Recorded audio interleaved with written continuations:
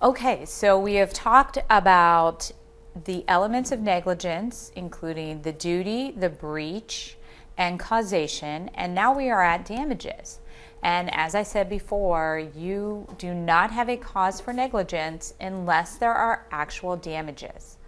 And so you're going to have to be able to show some sort of compensatory damages. And hopefully you remember from chapter 8 when we talked about what that means. Compensatory damages mean that you are going to have to compensate the person for whatever injuries they have. That would include things like medical care, whether they have lost wages because they couldn't go to their job, if there has been property damage, anything like that would be part of compensatory. How can you make that person whole again? Through payment of damages. That's what we're trying to do. We rarely see punitive damages in a negligence action. And hopefully you remember that punitive damages are when we are trying to punish the person who's done wrong. So we tack on extra damages just to punish them so that it will not happen again. The only time you're going to see that in a negligence action if it is a really horrible situation. We call it gross negligence. They have just been so bad in how they protected other people that we can't possibly let that go. And you're usually only going to see that with companies who've maybe done something wrong. I can't think of a situation where an individual has been responsible for punitive damages. It's usually going to be a business type situation where a business has really failed in their duty. Some sort of very horrible situation. Okay, now I just want to kind of pull this together, talking about the Spider-Man movie. So if you remember, I don't know how many of you have seen Spider-Man, but if you do know the story, in the story there is a woman named Gwen Stacy, and the Green Goblin throws her off the roof of a clock tower or a bridge. It's sort of different in different stories, but he throws her off this thing.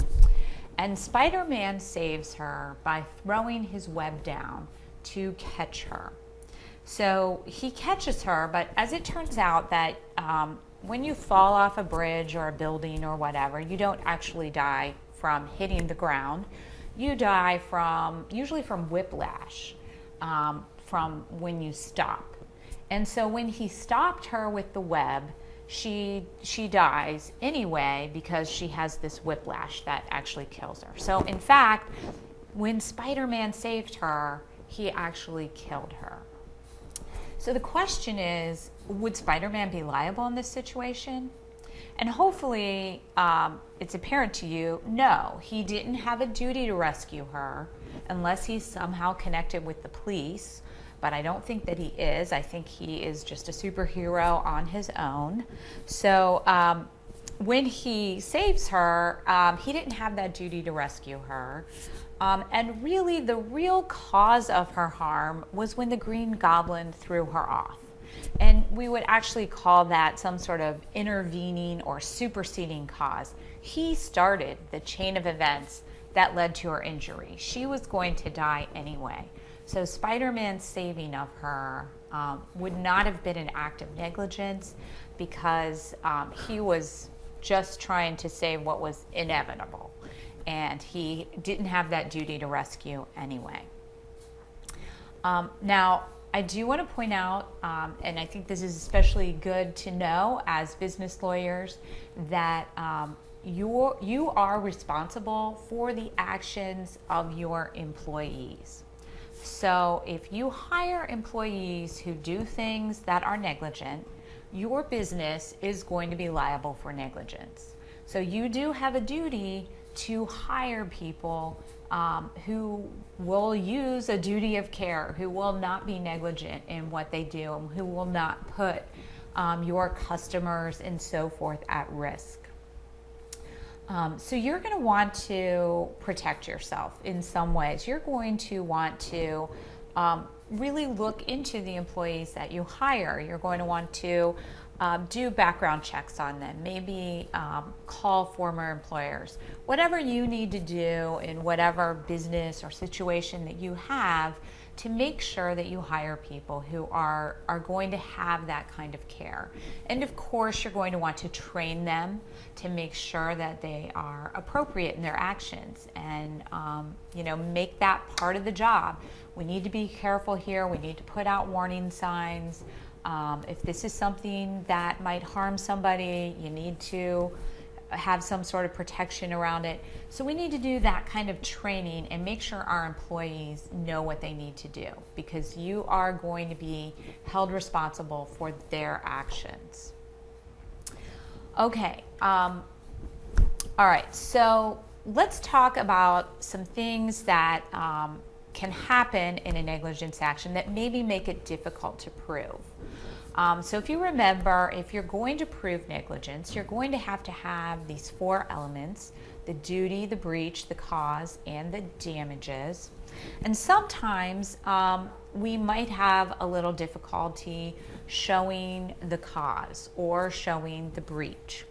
Now, first of all, let me just remind you guys of something. Since this is a civil action, if you are going to prove negligence, you're going to have to prove all these elements by a preponderance of the evidence.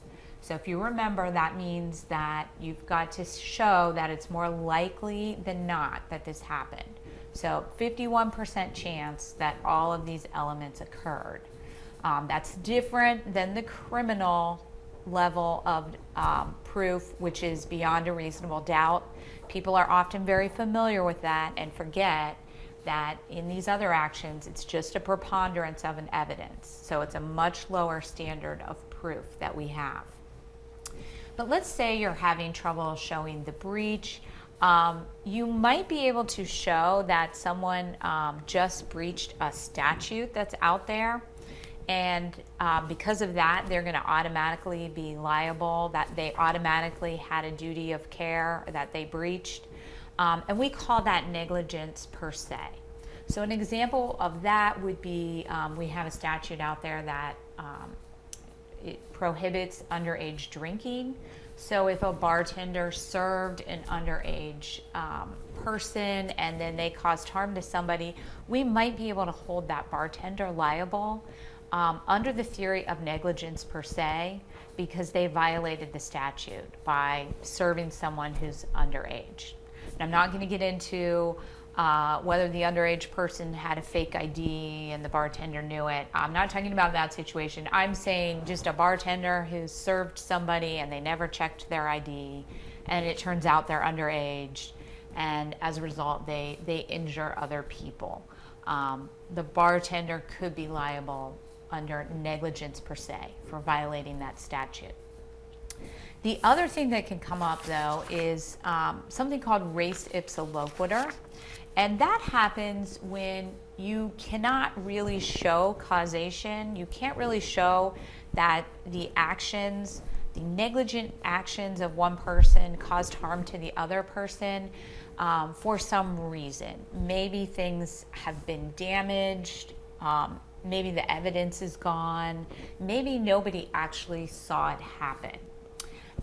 And so we use this concept of res ipsa loquitur, which is a Latin phrase, and I know that's a hard phrase, but the concept is that what it means, the words actually mean the thing speaks for itself. And what we look for there is something that doesn't usually happen unless someone is negligent in some way. So the event doesn't happen without negligence, and we can rule out other causes, other things that happened, and it's a negligence that's within the scope of the person's duty. So we've seen a lot of cartoons where they throw a piano out the window, or they're trying to put a piano in the window and then the ropes break and it falls. So that would be a situation where we could say, you know, pianos usually don't fall out of windows without some sort of negligence, right? That just doesn't accidentally happen. There usually has to be some sort of action there. Somebody was negligent somewhere. So if we, for some reason, can't prove exactly who threw this piano out the window, but we know which window it came out of, we could probably say, well, the person in that apartment is going to be liable for the injury that occurred when this piano fell out the window, because this doesn't usually happen without negligence. We maybe didn't see what they did. There are no witnesses as to what happened, but we know that that a piano doesn't just accidentally fall out of a window. So we would use the concept of res ipsa loquitur to say that this is true.